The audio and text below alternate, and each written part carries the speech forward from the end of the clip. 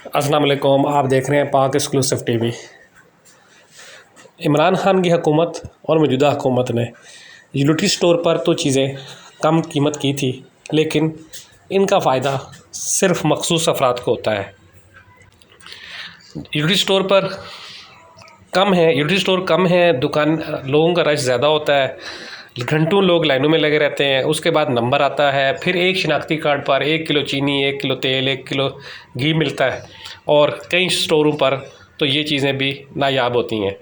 ضرورت اس بات کی ہے کہ حکومت ایسے اقدامات کرے کہ ہر جگہ پر ایک جیسا ریٹ ہو، ہر بندے کو ایک ہی قیمت پر اپنے گھر کے قریب دکان پر مل سکے۔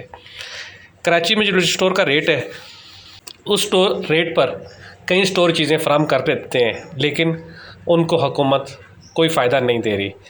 حکومت کو چاہیے کہ بجائے یوٹیلیٹی اسٹور کو ریلیف دینے کے، باقی دکانداروں کو بھی، فیکٹری والوں کو بھی ایک جیسا ریلیف دے، تاکہ وہ تمام چیزوں پر ایک قیمت رکھیں اور کسی بھی اسٹور سے آدمی کوئی بھی چیز خرید سکے، ہاں وہ دال ہو، چاول ہو اور باقی ضروری زندگی کی چیزیں ہوں۔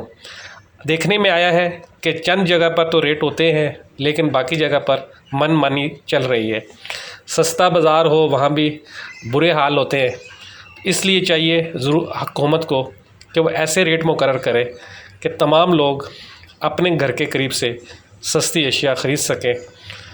آپ دیکھ رہے ہیں پاک ایکسکلوسیو ٹی وی۔ اگر آپ نے میرے چینل کو سبسکرائب نہیں کیا تو ضرور کریں۔ یہ ہے ایک اسٹور کی ویڈیو، آپ دیکھ سکتے ہیں کہ بہت سامان ہے، لیکن اکثر یوٹیلیٹی اسٹور پر آپ جاتے ہیں تو آپ کو خالی ہی نظر آتا ہے۔